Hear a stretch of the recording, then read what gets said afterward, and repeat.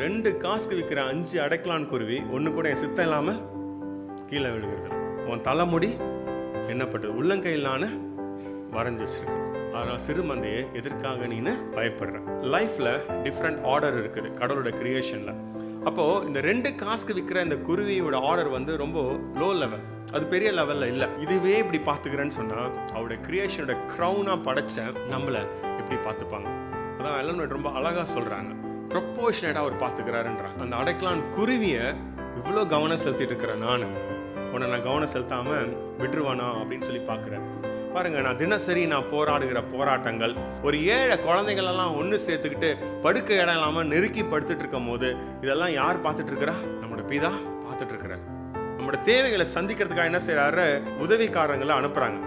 ஒரு கண்ணீர் கூட அவரோட பார்வையிலிருந்து விலகவே இல்லை, ஒரு புன்னகை கூட அவரு நோட் பண்ணாம வைக்கவே இல்லை.